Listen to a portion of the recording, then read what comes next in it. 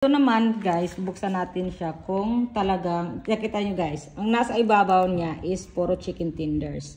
Pero let's see inside kung ano ang laman niya. O yan, chicken tenders. Misleading ang kanilang sticker. Pagdating sa loob, tignan natin kung ang laman sa loob.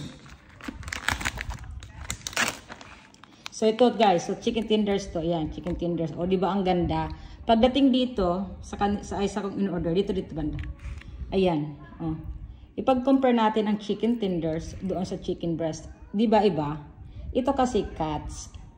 Ito pa. Oh. Ito ang chicken tenders, ito ang breast. Ang chicken tenders, walang ganito. Walang ganyan yan, tsaka walang fats. Ito ang chicken tenders. Tapos meron pa dito. Saan ba yun?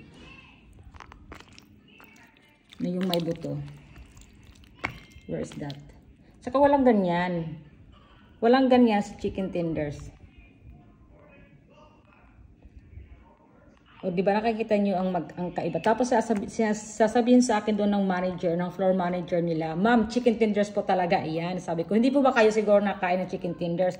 Ma'am, alam ko ho ang chicken tenders at chicken breast. Kasi ito po lagi ang aking binibili every time na napunta ako sa SNR. So ito ay breast talaga. Yung sinyang kakapal niyan at makikita mo talaga na talagang kinas lang nila itong chicken breast.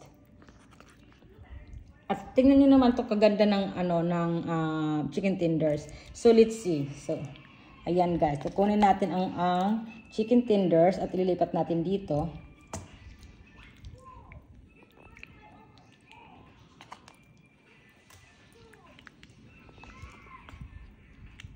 Just leave it.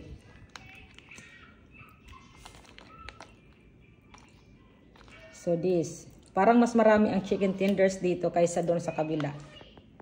Ayan guys, oh ang ganda 'di ba? Puro chicken tenders 'to. Compare mo dito. Ayan, puro chicken tenders. So ito puro chicken tenders siya. Ayan, chicken tenders. Chicken tenders, ayan guys, chicken tenders 'yan.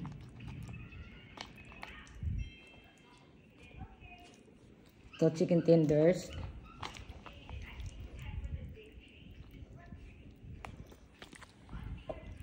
Chicken tenders yan. Ito na guys. Ayan, may halo ng chicken breast. Ayan. O, diba? Kita nyo? Iba ang hitsura ng chicken tenders breast.